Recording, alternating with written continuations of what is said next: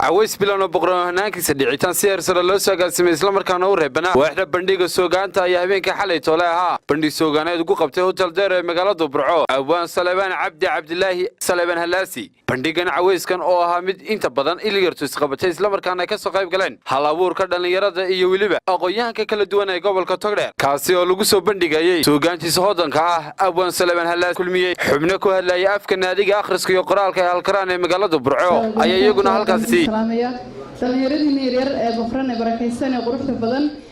rag iyo dumarba waan salaamaya ku mahadsanidin waan idinka mahadcelinaa anigoo afka halkaraan ku hadlaya ka soo qaybgalkiina xushmeyntiina bartkoolkiina iyo quruxdiina systemka quruxda badan ee aad u fadhidaan waa ku mahadsantiin waqtiga ka qoomamayn doontaan maaha oo waxay noo fadhiya abwaan sugaantiisu ay kala yarag tahay oo dhalinyara ilaahay idankii haddaan ku hadlo afka halkaraan ama naadiga akhriska iyo qoraalka ee halkaraan waa naadi jiray iminka muddo 10 sano ku dhow halkaraan waa naadi dhalinyaro ah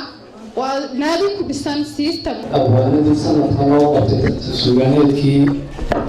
qaniya himilo ka galay kaalinta triga saasoo kale ballanqaadyadii ay samaysay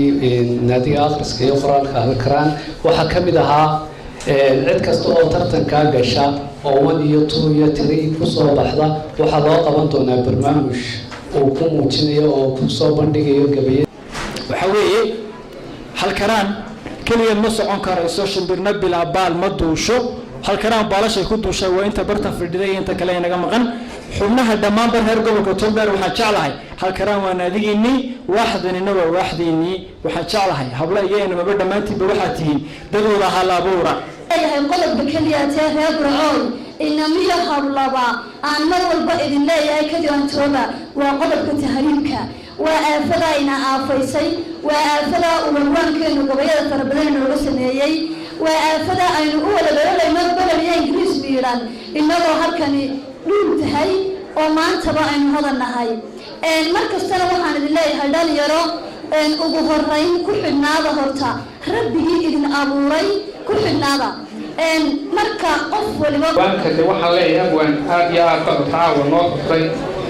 kale xagga tacaylkan isku wanaagsan oo tacaylkii mara midka uu dambeeya ma filaysan noo sheegtay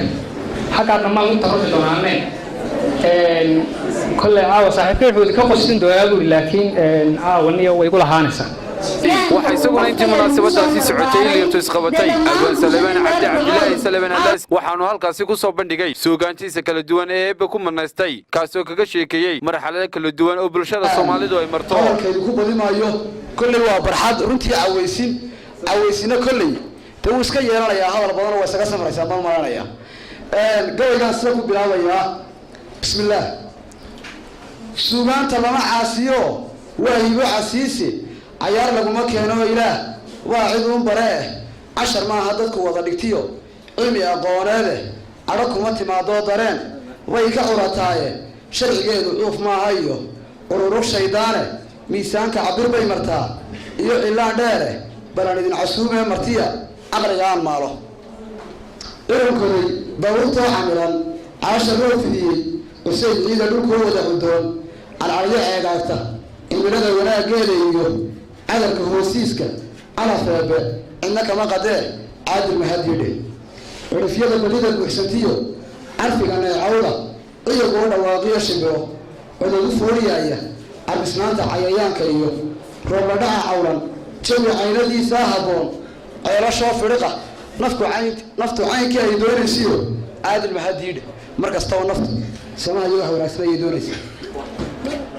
مسلم عاومات دون يو بكى الصورة ولما يوجين على العاد ما الله تعالى وإيتانك ولدي يبي يبا